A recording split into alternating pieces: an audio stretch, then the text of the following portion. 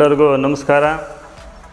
ಪ್ರಥಮದಲ್ಲಿ Ilkal block Congress ಸಮಿತಿ ವತಿಯಿಂದ ಕರೆದಂಥ ಈ ಒಂದು ಪತ್ರಿಕಾಗೋಷ್ಠಿಗೆ ಆಗಮಿಸಿದ ನಮ್ಮ ದೃಶ್ಯ ಮಾಧ್ಯಮದ ಹಾಗೂ ಪತ್ರಿಕಾ ಮಾಧ್ಯಮದ ಎಲ್ಲ ಬಾಂಧವರಿಗೆ ಕಾಂಗ್ರೆಸ್ ಪಕ್ಷದ ಪರವಾಗಿ ನಾನು ಸ್ವಾಗತ ಕೋರುತ್ತಾ, ಇವತ್ತಿನ ಪತ್ರಿಕಾಗೋಷ್ಠಿ ಕರೆಯುವ ಉದ್ದೇಶ, ನಿನ್ನೆ ತಾನೇ ಇಳಕಲ್ ನಗರದ ಕಂಠಿ ಸರ್ಕಲ್ನಲ್ಲಿ SDPI ಪಕ್ಷ ಒಂದು ಪ್ರತಿಭಟನೆ ಹಮ್ಮಿಕೊಂಡಿತ್ತು. ಆ ಪ್ರತಿಭಟನೆ ಸಮಯದಲ್ಲಿ ಆ ಪಕ್ಷದ ಮುಖಂಡರು ಮಾತನಾಡುವಾಗ ನಮ್ಮ ಹುನಗುಂದ ಮತಕ್ಷೇತ್ರದ ಜನಪ್ರಿಯ ಶಾಸಕರಾದಂಥ ಸನ್ಮಾನ್ಯ ಡಾಕ್ಟರ್ ವಿಜಯೇಂದ್ರ ಕಾಶಪ್ಪನವರ ಬಗ್ಗೆ ಕೆಲವೊಂದು ಆಕ್ಷೇಪಾರ್ಹ ಮಾತುಗಳನ್ನು ಆಡಿರುತ್ತಾರೆ.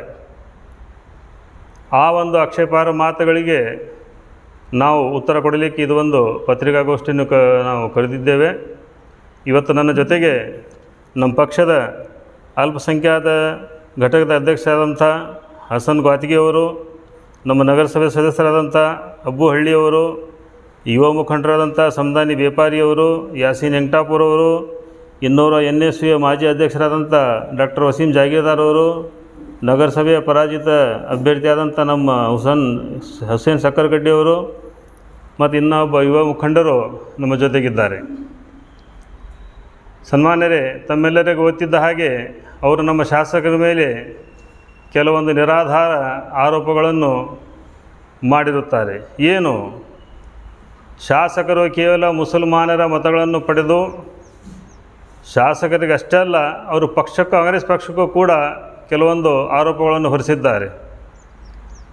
ಅದರ ಬಗ್ಗೆ ನಾನು ಏನು ಹೇಳಲು ಬಯಸುತ್ತೇನೆ, ಕಾಂಗ್ರೆಸ್ ಪಕ್ಷವಾಗಲಿ, ವಿಶೇಷವಾಗಿ ನಮ್ಮ ಹುನಗುಂದ ಮತಕ್ಷೇತ್ರ ಶಾಸಕರಾದಂಥ ಡಾಕ್ಟರ್ ವಿಜಯೇಂದ್ರ ಕಾಶಪ್ಪನವರಾಗಲಿ, ಯಾವತ್ತೂ ಮುಸ್ಲಿಮರ ಪರವಾಗಿ ಮುಸ್ಲಿಮರಿಗೆ ಏನೇ ಸಮಸ್ಯೆಗಳು ಬಂದಾಗ, ಯಾವುದೇ ಸಮಸ್ಯೆ ಬಂದಾಗ ಅದು ಸ್ಥಳೀಯದ ಮಟ್ಟದಲ್ಲಿ ಆಗಿರಲಿ, ರಾಜ್ಯ ಮಟ್ಟದರಾಗಿರಲಿ, ರಾಷ್ಟ್ರ ಮಟ್ಟದ್ದಾಗಿರಲಿ, ಯಾವಾಗಲೂ ಅಲ್ಪಸಂಖ್ಯಾತರ ಪರವಾಗಿ ಸ್ಟ್ಯಾಂಡ್ ತಗೊಳ್ತಾ ಬಂದಿರುತ್ತದೆ.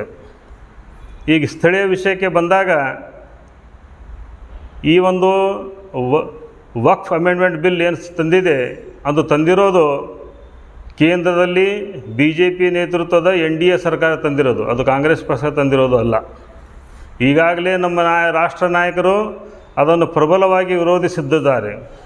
ಅವರು ವಿರೋಧಿಸಿದ್ದಕ್ಕೆ ಮಾತ್ರ ಅದು JPCಗೆ ಕೊಡಲಾಗಿದೆ, ಇಲ್ಲಾಂದರೆ ಅದು ಪಾಸಾಗಿ ಹೋಗ್ಬಿಡ್ತಿತ್ತು.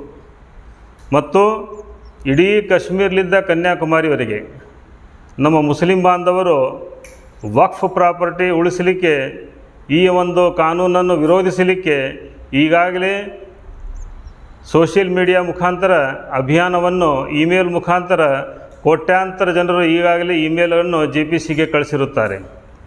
ಇಳಕಲ್ಗೆ ಬಂದಾಗ, ಇಳಕಲ್ದಲ್ಲಿಯೂ ಕೂಡ ನಮ್ಮ ಅಲ್ಪಸಂಖ್ಯಾತ ಮುಖಂಡರು ಓಣಿಗೆ ಅಡ್ಡಾಡಿ, ಮನೆಗೆ ಅಡ್ಡಾಡಿ, ನಾವು ಕೂಡ ಜುಮ್ಮಾ ದಿವಸ, ಶುಕ್ರವಾರ ದಿವಸ ಮಸೀದಿಯಲ್ಲಿ ಎಲ್ಲ ಮುಸಲ್ಮಾನರನ್ನು ಇದರ ಬಗ್ಗೆ ಈ ಒಂದು ಅಮೆಂಡ್ಮೆಂಟನ್ನು ವಿರೋಧಿಸಲಿಕ್ಕೆ ನಾವು ಅವರಿಗೆ ಪ್ರೇರಣೆ ಕೊಟ್ಟಿದ್ದೀವಿ. ಎಲ್ಲರೂ, ಮಹಿಳೆಯರು, ಪುರುಷರು, ಎಲ್ಲರೂ ಅವರಿವರನ್ನದೇ ಎಲ್ಲರೂ ಇದನ್ನು ವಿರೋಧ ಮಾಡ್ತಾ ಇದ್ದಾರೆ. ಈಗ ನಮ್ಮ ಶಾಸಕರ ವಿಷಯಕ್ಕೆ ಬಂದಾಗ, ಯಾಕಂತಂದರೆ ಇವತ್ತು ಕರೆದಿರೋದು ಉದ್ದೇಶ ಅದೇ, ಶಾಸಕರ ವಿಷಯಕ್ಕೆ ಬಂದಾಗ ನಮ್ಮ ಶಾಸಕರು, ನಿಮ್ಗೆ ಈಗಾಗಲೇ ಗೊತ್ತಿರಬಹುದು, ಈ ಹಿಂದೆ CAA NRC ಈ ಕೇಂದ್ರ ಸರ್ಕಾರ ತಂದಾಗ ಹುನಗುಂದ ಮತಕ್ಷೇತ್ರದ ಸರಿಸುಮಾರು ಇಳಕಲ್ ಅಂಜುಮನ್ ಸಂಸ್ಥೆ ಹಮ್ಮಿಕೊಂಡ ಕಾರ್ಯಕ್ರಮದಲ್ಲಿಯೂ ಕೂಡ ನೇತೃತ್ವ ವಹಿಸಿ ಬಹಿರಂಗ ಸಭೆಯನ್ನು ಉದ್ದೇಶಿಸಿ ಆ ಒಂದು ಬಿಲ್ಲನ್ನು ವಿರೋಧಿಸಿದ್ದು ತಾವೆಲ್ಲ ಸಾಕ್ಷಿ ಇದ್ದೀರಿ. ಜೊತೆಗೆ ಹುನಗುಂದ ನಗರದಲ್ಲಿಯೂ ಕೂಡ ಅಲ್ಲಿಯ ಅಂಜುಮನ್ ಸಂಸ್ಥೆ ಕೂಡ ಈ ಒಂದು CAA NRC ವಿರುದ್ಧ ಪ್ರತಿಭಟನೆ ಹಮ್ಮಿಕೊಂಡಾಗ ಅದರಲ್ಲಿ ಕೂಡ ಪಾದಯಾತ್ರೆ ಮಾಡಿ ಬಹಿರಂಗ ಸಭೆಯನ್ನು ಉದ್ದೇಶಿಸಿ ಅಲ್ಲಿ ಕೂಡ ಅದನ್ನು ವಿರೋಧ ಮಾಡಿರುತ್ತಾರೆ. ಜೊತೆಗೆ ಐತಿಹಾಸಿಕವಾಗಿ ಇಳಕಲ್ ನಗರದಿಂದ ಬಿಜಾಪುರವರೆಗೆ 110 ಕಿಲೋಮೀಟರ್ವರೆಗಿನ ಪಾದಯಾತ್ರೆಯಲ್ಲಿ ನಮ್ಮ ಸಮಾಜದ ಜೊತೆ ಹೆಜ್ಜೆ ಹಾಕಿ ಒಂದು ಐತಿಹಾಸಿಕ ಒಂದು ಇದನ್ನು ತೋರಿಸಿಕೊಟ್ಟಿದ್ದಾರೆ. ನಾನು ಮುಸ್ಲಿಮರ ಜೊತೆ ಇದ್ದೇನೆ ಎನ್ನುವ ಒಂದು ಭಾವನೆ, ಒಂದು ವಿಶ್ವಾಸ ಅವರು ತೋರಿಸಿಕೊಟ್ಟಿದ್ದಾರೆ. ಇದಕ್ಕೆಲ್ಲ ತಾವೆಲ್ಲರೂ ಇಡೀ ರಾಷ್ಟ್ರವೇ ಸಾಕ್ಷಿಯಾಗಿದೆ. ಹೀಗಿರುವಾಗ ವಿನಾಕಾರಣ ಶಾಸಕರು ಮುಸಲ್ಮಾನರ ಮತಗಳನ್ನು ಓಲೈಸಿ, ಹಂಗೆ ಮಾಡಿ, ಪುಸಲಾಯಿಸಿ ತಗೊಂಡು ಅವ್ರ ಪರವಾಗಿ ನಿಲ್ಲೋದಿಲ್ಲ ಅನ್ನೋದು ಸತ್ಯಕ್ಕೆ ದೂರವಾದದ್ದು, ಅತ್ಯಂತ ಸುಳ್ಳುವಾದದ್ದು ಮತ್ತು ನಿರಾಧಾರವಾದ ಒಂದು ಆರೋಪ. ಜೊತೆಗೆ ನಾನು ಇನ್ನೊಂದು ಹೇಳಲು ಬಯಸುತ್ತೇನೆ, ಶಾಸಕರು ಕೇವಲ ಮುಸಲ್ಮಾನರ ಪ್ರತಿನಿಧಿಯಲ್ಲ, ಅವರು ಕ್ಷೇತ್ರದ ಎಲ್ಲ ಜನರ ಪ್ರತಿನಿಧಿಗಳು.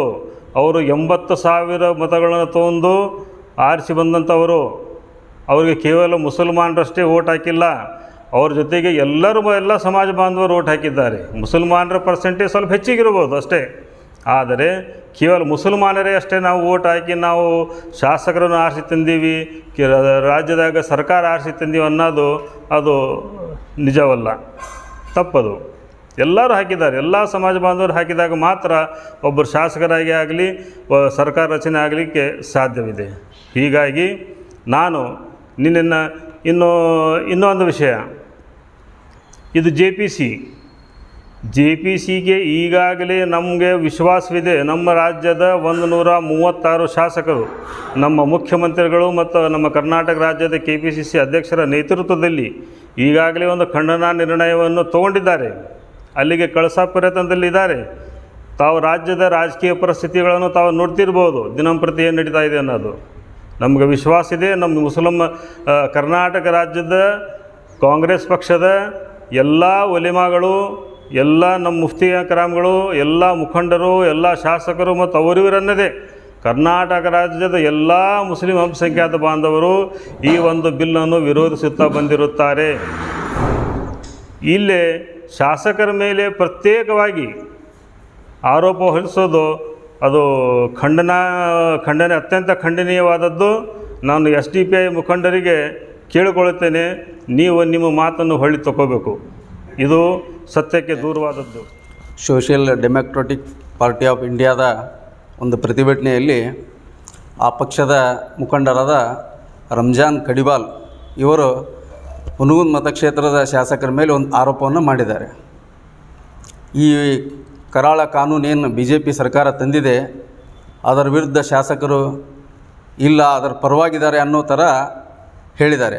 ನಾನು ಅವರಿಗೆ ಹೇಳಲಿಕ್ಕೆ ಬಯಸ್ತೇನೆ, ಈ ರಾಜ್ಯದಲ್ಲಿ ಮುಸ್ಲಿಮರ ಮೇಲೆ ಯಾವಾಗಾದರೂ ಅನ್ಯಾಯ ಆದಾಗ, ದೌರ್ಜನ್ಯ ಆದಾಗ ಮೊದಲ ಧ್ವನಿ ಎತ್ತೋ ಏಕೈಕ ರಾಜಕೀಯ ಮುಖಂಡರು ಮತ್ತು ನಾಯಕರಂದರೆ ಅದು ನಮ್ಮ ಮತಕ್ಷೇತ್ರದ ಶಾಸಕರಾದಂಥ ಡಾಕ್ಟರ್ ವಿಜಯಾನಂದ್ ಕಾಶಪ್ಪನವರವರು. ಯಾಕೆ ಈ ಮಾತನ್ನು ಹೇಳ್ತಾ ಇದ್ದೀನಿ ಅಂದರೆ, ಹಿಂದಿನ BJP ಸರ್ಕಾರ ಮುಸ್ಲಿಮರಿಗೆ ಸಿಗ್ತಿರತಕ್ಕಂಥ 4% ರಿಸರ್ವೇಷನನ್ನು ಕಿತ್ತೆ ಹಾಕಿತು. ಅದು ಕಿತ್ತೆ ಹಾಕಿ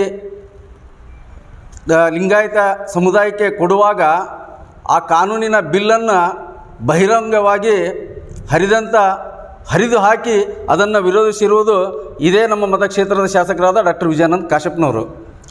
ಆರೋಪ ಮಾಡೋಕ್ಕೆ ಚಟ ಇರುತ್ತೆ ಕೆಲವು ಜನಕ್ಕೆ, ಆ ಚಟಕ್ಕೋಸ್ಕರ ಆರೋಪ ಮಾಡಬಾರ್ದು.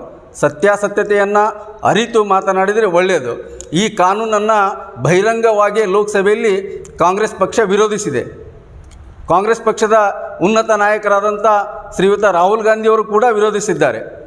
ಇಡೀ ದೇಶದಲ್ಲಿ ಅಲ್ಪಸಂಖ್ಯಾತರ ಪರವಾಗಿ, ದೀನದಲಿತರ ಪರವಾಗಿ, ಹಿಂದುಳಿದವರ ಪರವಾಗಿ ಹೋರಾಡುವಂಥ ನಾಯಕ ಅದು ರಾಹುಲ್ ಗಾಂಧಿ ಮತ್ತು ಕಾಂಗ್ರೆಸ್ ಪಕ್ಷ. ಸುಮ್ಮನೆ ಏನೋ ಆರೋಪ ಮಾಡೋದಿದೆ ಅಂತೇಳಿ ಆರೋಪ ಮಾಡಬಾರ್ದು. ನಾನು ಮುಖಂಡರಿಗೆ ಹೇಳಲಿಕ್ಕೆ ಬಯಸ್ತೀನಿ, ಇದು ಕೊನೆ. ಇನ್ನೊಂದು ಸಾರಿ ನೀವು ಸತ್ಯವನ್ನು ಅರಿಯದೆ ನಮ್ಮ ಮತಕ್ಷೇತ್ರದ ಶಾಸಕರ ಮೇಲೆ ವಿನಾಕಾರಣ ಆರೋಪ ಮಾಡಿದ್ದೇ ಆದರೆ ನಾವು ಮತ್ತು ನಿಮ್ಮ ಬಗ್ಗೆ ನಾವು ಮಾತನಾಡಬೇಕಾಗುತ್ತದೆ. ಯಾಕಂದರೆ ನೀವೊಂದು ಪಕ್ಷ ಇರ್ಬೋದು, ಏನಾಯಿತು ನಿಮ್ಮ ಪಕ್ಷದ ಒಬ್ಬ ಅಭ್ಯರ್ಥಿ ಆರ್ಸ್ ಬಂದು BJP ಜೊತೆ ಹೋದ, ಇದೇ ಮಂಗಳೂರು ಭಾಗದಲ್ಲಿ BJP ಜೊತೆ ಹೋಗಿ ಅಧಿಕಾರ ಹಿಡಿದ. ಯಾಕೆ ನೀವು ನಮ್ಮ ಪದೇ ಕಾಂಗ್ರೆಸ್ನವ್ರ ಬಗ್ಗೆ ಮಾತಾಡ್ತೀರ? ನನಗೆ ಅದು ಅರ್ಥ ಆಗ್ತಾ ಇಲ್ಲ. BJPಯವ್ರು ಮಾಡ್ತಾ ಇರೋದು ಗೊತ್ತಾಗ್ತಾ ಇಲ್ವಾ ನಿಮಗೆ?